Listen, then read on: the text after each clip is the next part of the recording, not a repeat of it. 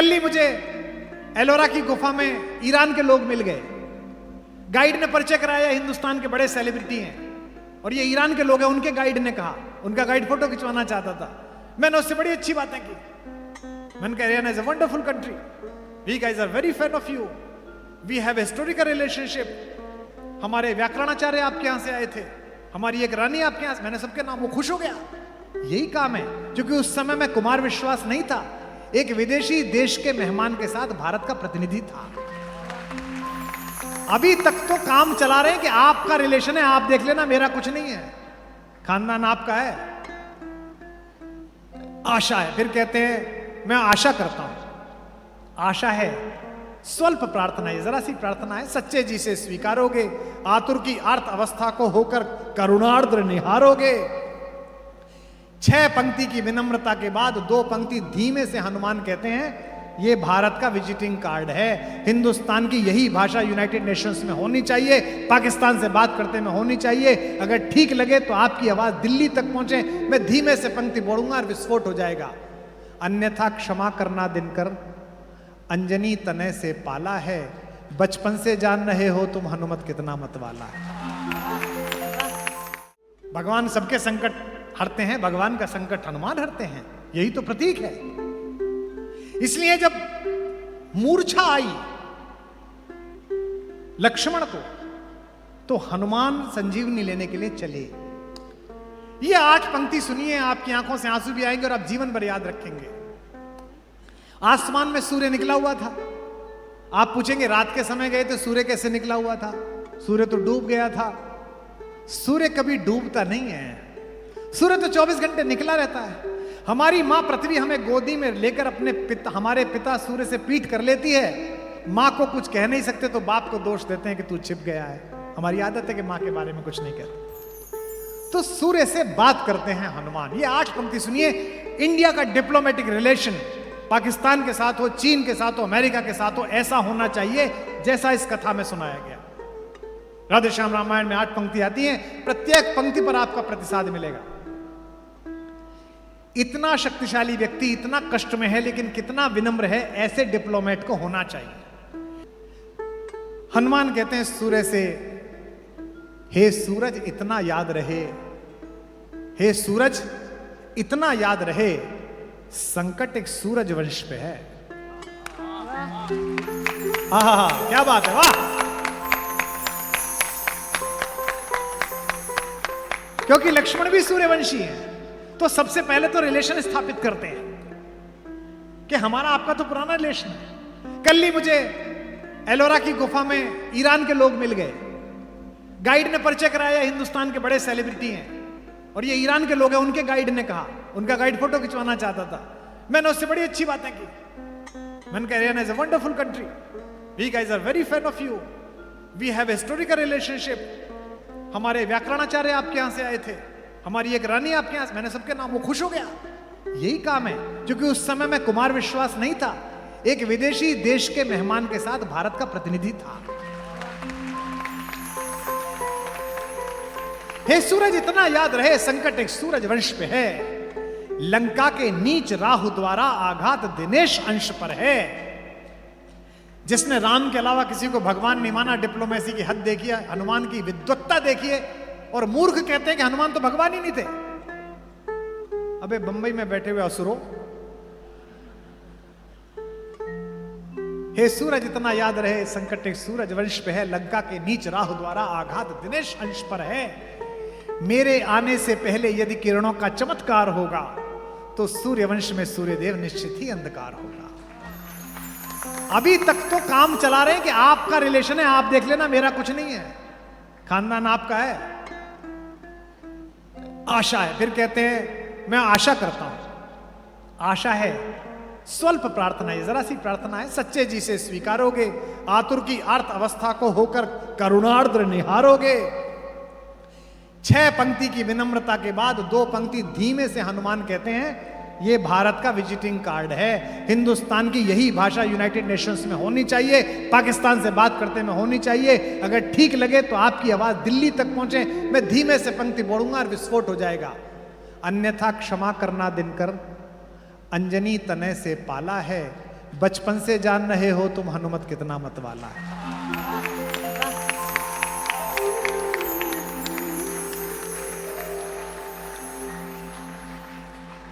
आपकी भाषा यह होनी चाहिए। पुलवामा में विस्फोट हुआ, उसके बाद सर्जिकल स्ट्राइक की, भारतीय सेना के जवानों ने अंदर घुस के मारा। मैं बड़ा गदगद था, मैंने ट्वीट कर दिए। उसी के बाद हमारा झगड़ा शुरू हुआ, क्योंकि वो सबूत मांग रहा था, मैं तारीफ कर रहा था, झगड़ा शुरू हो गया। तो हमने प्रशंसा कर दी, तो तनाव हो गया दोनों देशों के बीच। तो वहां की एक पूर्व विदेश मंत्री थी उस समय, आजकल विदेश मंत्री हैं, बड़ी सुंदर है।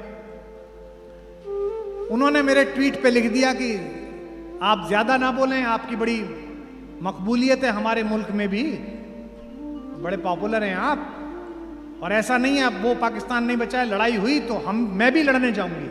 मेरे नाना फौज में थे। मैंने उनसे एक मासूम सा एक सवाल पूछा, वो ब्लॉक करके चली गई, क्योंकि वो मुझसे नहीं पूछ रही थी, वो भारत को धमकी दे रही थी कि मेरे नाना फौज में थे। मैंने एक मासूम सी बात पूछी कि नाना जी ढाका में तो पोस्टेड नहीं थे।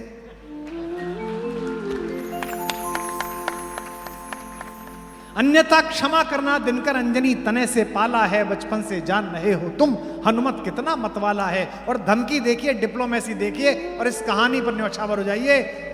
अंजनी तने से पाला है, बचपन से जान रहे हो तुम हनुमत कितना मतवाला है। मुख में तुमको धर रखने का फिर वही क्रूर साधन होगा। बंदी मोचन तब होगा जब लक्ष्मण का दुख मोचन होगा।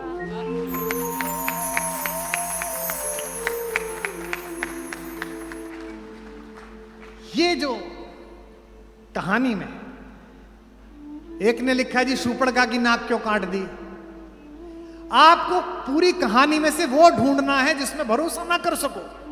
और ये अच्छी बात है, लाओ मेरे पास। 2 महिलाएं दंडकारण्य में मिली, एक ही जंगल में 2 औरतें। पहली शूर्पणखा, जिसने घनीभूत वासना के साथ राम को देखा तो जगत में हर साल लांछना का प्रतीक बनी। और दूसरी मेरी वनवासी मां भीलनी, जिसने भावना के साथ देखा तो शबरी कहलाकर कौशल्या के बराबर का स्थान पाया। शबरी की कहानी इसलिए महत्वपूर्ण नहीं है कि राम रास्ता बदलकर वहां तक गए। राम ने रास्ता बदला शबरी से मिलने के लिए, सीधे जा रहे थे, पलट के गए। इसलिए क्योंकि भगवान भी जब रास्ता भटके पृथ्वी पर आकर, तो उसे मार्ग कौन दिखाएगा? उसे ज्ञान मार्ग नहीं दिखाएगा, उसे प्रेम मार्ग दिखाएगा। शबरी प्रेम का प्रतीक है। और शबरी की कहानी इसलिए पढ़ो कि कभी तुमसे कोई विश्वविद्यालय का पढ़ा हुआ कोई दिल्ली छाप आदमी ये बोले कि इस देश में जाति प्रथा थी, तो उसके मुंह पर इस कहानी को तमाचे की तरह मानना कि तुम जब पैदा नहीं हुए तो तुम्हारी सोच पैदा नहीं हुई थी। 7800 साल पहले इस पूरे विश्व का मालिक नंगे पैर पैदल चलकर एक भीलनी के झूठे बेर खाने गया था। यह भारत की सामाजिक समरसता थी।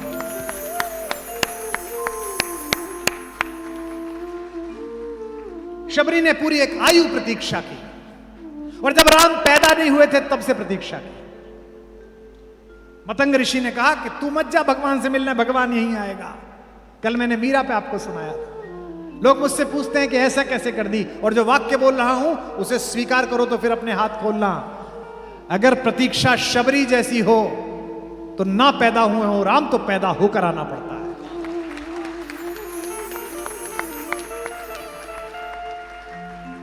और क्या खिलाया? बेर झूठे।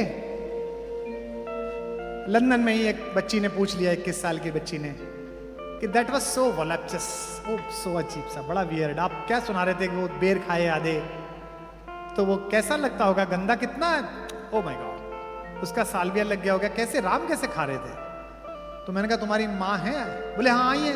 उनको बुलाओ। शेखावाटी की महिला थी उनकी माँ, बड़ा प्रणाम करा। मैंने कहा जब ये पैदा हुई थी और इसका अन्नप्राशन हुआ 7-8-9 महीने में, तो पहली बार जब इसको दलिया खिलाया था गरम करके, तो डायरेक्ट चम्मच मुंह में देती थी या कैसे खिलाई थी? बोले नहीं भैया, वो तो पहले खुद आदि खाते थे फिर इसको खिलाते थे। तो मैंने कहा तेरी माँ खिला सकती है तो राम की माँ भी खिला सकती है, इसमें क्या बात। कैसा लगा होगा जब उस पर्ण कुटी पर पहुंचे होंगे और बैठकर वो एक एक बेर खिला रहे हैं। कौशल्या के हाथ का भूखा हुआ राम जंगल में एक दूसरी मां के हाथ का खाना खा रहा। पथरीली गीली आंखों में, पथरीली गीली आंखों में भावों की सरयू लहराई। पथरीली गीली आंखों में भावों की सरयू लहराई। जब शबरी की पर्णकुटी में अवधि में बोले रघुराई, हमका भूख लगी है माई, हमका भूख लगी है माई, हमका भूख लगी है माई, हमका भूख लगी है माई। जो आंखें रो रही हैं यही गंगा सागर है। छोटा सा पलाश का दोना, सुनो, दोने में अध खाए फल हैं, खाने और खिलाने वाले दोनों के ही नयन सजल है। खाने और खिलाने वाले दोनों के ही नयन सजल हैं। मेवे पकवानों ने, मेवे पकवानों ने बेरों के जैसी किस्मत कब पाई। जब शबरी की पर्णकुटी में अवधि में बोले रघुराई, क्या हमका भूख लगी है माई, हमका भूख लगी है माई। आज जरा सी पर्णकुटी से कंचन जड़े महल जलते हैं। संभाजी नगर में कोठी बना रखी है। अगर घर अच्छा है तो इस बात से तुलना करना, इसमें हीरो कितने आए, नेता कितने आए, इससे तुलना मत करना। तुम्हारी ड्योढ़ी पर कितने संतों के चरण पड़े, इससे अपने घर को बड़ा समझना। आज जरा सी पर्णकुटी से कंचन जड़े महल जलते हैं। जंगल के फूलों की माला से सब नील कमल जलते हैं। ठाकुर साहब आए, मेरे बड़े ठाकुर। किसके यहाँ? भीलनी के यहाँ। पंक्ति सुनिए। एक भीलनी की सेवा से, एक भीलनी की सेवा से भाव विभोर हुई ठकुराई। जब शबरी की पर्णकुटी में अवधि में बोले रघुराई, क्या हमका भूख हमका भूख लगी है माई। मेरा छोटा भाई है, उसकी कविता है ज्ञान प्रकाश शाकुल की। इन दो पंक्तियों में एक भी हाथ नीचे ना हो जब ये समाप्त हो कि सत्य, मेरे सरकार का चित्र देखिए, अपने मन में देखिए, पीछे देखिए कि सत्य सनातन समानता का वैसा नाम नहीं हो पाया। संभाजी नगर वालों, सत्य सनातन समानता का वैसा नाम नहीं हो पाया।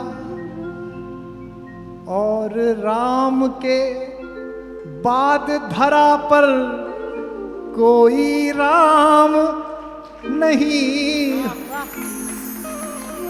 और राम के बाद धरा पर कोई राम नहीं हो पाया। क्यों?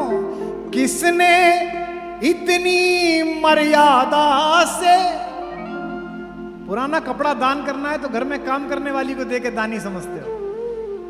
किसने इतनी मर्यादा से ऊंच नीच की रेख मिटाई। जब शबरी की पर्ण कुटी में अवधि में बोले रघुराई। क्या हमका ऐसे नहीं देगी मां, जोर से बोलना पड़ेगा।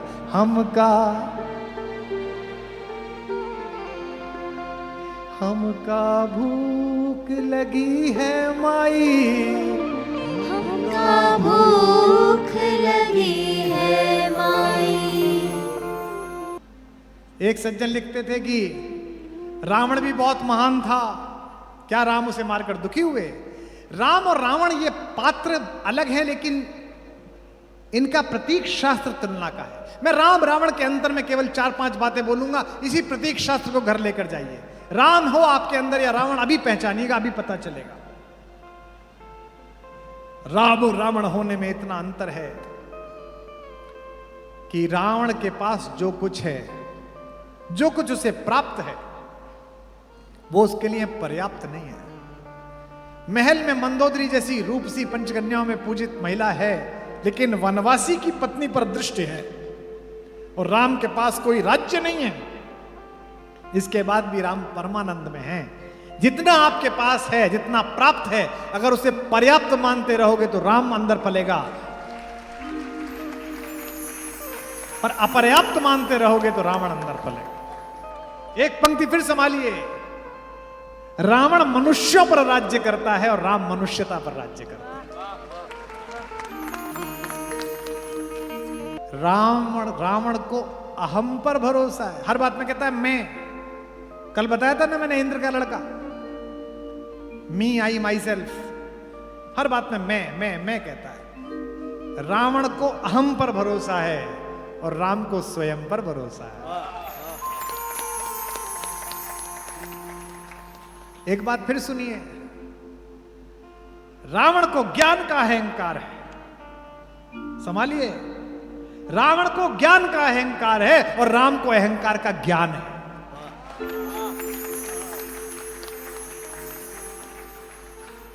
मर गया रावण, संध्या हो गई, महल में खबर गई, मंदोदरी विलाप करती हुई वहां तक पहुंची। महाबली का शव पड़ा हुआ था, युद्ध समाप्त हो गया। सागर के किनारे पड़े हुए बड़े पत्थरों पर मर्यादा पुरुषोत्तम राम बिना हथियार के श्लथ, जटाएं खुली हुई हैं, शरीर पर स्वेद के कण हैं, पसीने के, दुखी एकांत में बैठे हुए हैं, दुखी है। इतना रक्तपात हुआ, इतने शव गिरे, क्यों, किस लिए? एक आदमी की नीचता की वजह से, एक आदमी की हठधर्मिता की वजह से, इतने ज्यूस मारे गए एक हिटलर की मूर्खता की वजह से। मैं पड़ोसी देश को भी कहना चाहता हूं, क्या बेवकूफी कर रहे हो? आओ कंपटीशन करते हैं दोनों, आओ हमसे संघर्ष करो। दोनों संघर्ष करते हैं, दोनों शर्त लगाते हैं, भारत और हम, तुम दोनों मिलकर, और तय करते हैं कि दोनों अपने यहां से गरीबी पहले कौन खत्म करेगा, तू खत्म करेगा कि हम खत्म करेंगे। क्या मूर्खतापूर्ण बात कर रहे हैं? एक देश चांद पे जाने की कोशिश कर रहा है, तुम अभी तक कटीले बाढ़ पार करने के जुगाड़ में लगे पड़े। क्या बेवकूफी है? ये रावण और राम का अंतर है। राम बैठे हुए हैं शिला पर, मंदोदरी ने विलाप कर लिया। मंदोदरी ने पूछा वो कहां है? सैनिकों ने कहा माता कौन? जिसने वध किया। मैं देखना चाहती हूं कि ऐसा पराक्रमी जो नवग्रह को चरणों में नीचे लिटा कर रखता हो, शनि के ऊपर पैर रखकर बैठता हो, मेरा ऐसा विद्वान तेजस्वी पति जो शंकर के वरदान से अभिषिक्त था, त्रैलोक्य में लड़के आकर जीत आया, इसको किसने मार दिया? सुनते हैं कोई साधारण सा व्यक्ति है, मैं देखना चाहती हूं। सैनिकों ने कहा कि माता वहां शिला पर बैठे हुए हैं राघवेंद्र। तो उसने कहा तुम सब यहीं रुको। तो सुरक्षा घेरा बना हुआ होगा, उसे पीछे से गई। शाम हो चुकी थी, सूरज ढल चुका था, आकाश में चंद्रमा की थोड़ी सी रोशनी पड़ रही थी। राम ध्यानस्थ बैठे हुए थे। मंदोदरी जैसे ही पीछे से पहुंची और उसके शरीर की छाया का एक अंश भगवान के चरणों पर पड़ा, उनका ध्यान टूटा वो सजग होकर खड़े हुए और बिना चरणों की तरफ देखकर कहा कि माता आप कौन हैं? इस युद्ध क्षेत्र में क्यों घूम रही हैं? यहां बहुत संकट है, यहां हथियारों के टुकड़े पड़े हुए हैं, आप वापस जाइए। मैं सैनिकों को बोलता हूं ये युद्ध क्षेत्र निरापद नहीं है। मंदोदरी ने कहा कि मैं महाबली रावण की पत्नी मंदोदरी हूं। भगवान ने और सिर झुकाकर कहा कि मैं आपसे क्षमा चाहता हूं। आपकी सात्विकता, आपके सतीत्व के, आपके ज्ञान के, आपकी बुद्धि परायणता के बहुत मैंने प्रसंग सुने हैं। आपका पति अपरिमित योद्धा था, वे तो बड़े विद्वान थे, लेकिन उनके कर्म कुछ ऐसे थे कि मुझे संघर्ष में उनका वध करना पड़ा। आपकी जो हानि हुई है इसके लिए मैं आपसे क्षमा चाहता। मंदोदरी ने कहा मैं तुम्हारी क्षमा देखने नहीं आई राघव। फिर क्यों आई? मैं तो ये देखने आई कि उस आदमी में क्या खास था जिसने मेरे पति को मार दिया, इतने महाबली को। राम ने कहा माता मुझ में तो कुछ विशेष नहीं है, मैं तो सामान्य युद्ध लड़ा और वे पराजित हो गए। नहीं, तुम में विशेष तो है। राम की उत्सुकता जागी। राम ने कहा ऐसा क्या विशेष है? बोले मेरे पति में तुम में अंतर है, इसीलिए तुम जीते।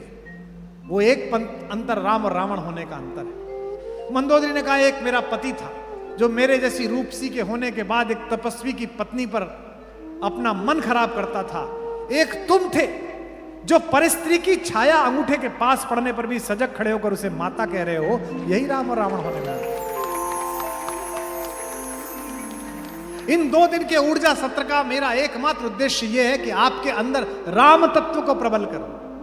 आप किसी भी धर्म के हों, आपके अंदर ये स्ट्रेस मैनेजमेंट आए, आपके अंदर ये बिजनेस मैनेजमेंट आए, आपके अंदर जो लाइफ मैनेजमेंट आए, वो इस कहानी के थ्रू आए। राम कथा कैसे मदद करेगी? मेरा जीवन तो बहुत गतिमान है, मुझे बहुत सारे काम करने, कर बहुत सारे काम कर, तेजी दिखा, खूब पेस में रहे। एक पंक्ति सुनना और जितने बैठे हो सही बोलूं तो बताना। जीवन में बहुत पेस रखो, बहुत पेस रखो, बहुत गति रखो, पर इतना पेस मत रखो कि पेस मेकर लगवाना पड़ जाए।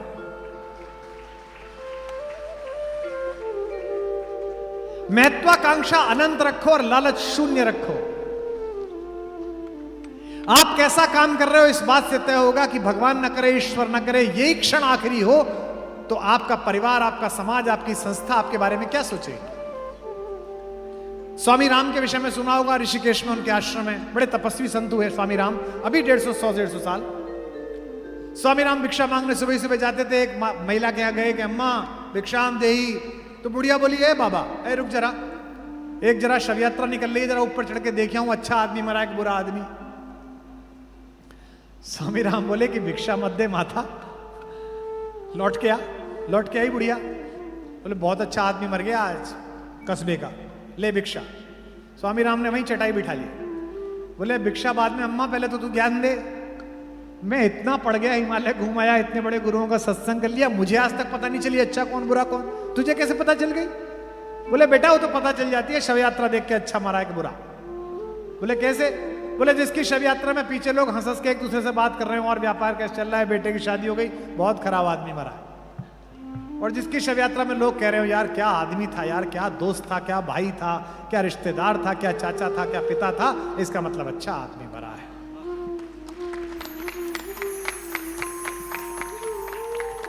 संभाजी नगर वाले बात सुनो और हाथ खोलो कि मौत से बचने की एक तरकीब है। मौत से बचने की एक तरकीब है, दूसरों की सोच में जिंदा रहो। दो गाली गांधी को, दो गाली किसे दे रहे हो? गांधी को। तुम्हारे दादा को तो कोई नहीं दे रहा, क्योंकि तो कुछ था ही नहीं। किसे दे रहे हो? सावरकर को। क्यों? क्योंकि उन्होंने कुछ किया, इसीलिए दे रहे हो ना। दूसरों की सोच में जिंदा रहो। तो तू जो गति की बात कह रहा है मेरे मित्र, कि मेरे जीवन में जो गति बहुत है, राम कथा, अच्छी गति रख, लेकिन ये शरीर की जो तेरी गाड़ी है, ये शरीर का जो तेरा वाहन है, इसे कंट्रोल में चला। नितिन जी कितना अच्छा राजमार्ग बनाते हैं, उस पर भी लिखवा देते हैं ना, छोटे वाहन की गति सीमा 120, मंझोले वाहन की गति सीमा 100, बड़े वाहन की गति सीमा 80। अब तू बड़ा वाहन लेके 140 चलेगा तो तू तो परम वाहन के ऊपर बैठ के जाएगा एक दिन। गति धीमी रख, गति धीमी रख। एक पंक्ति सुनिएगा, मैंने पहले बोली थी, बड़ी वायरल हुई।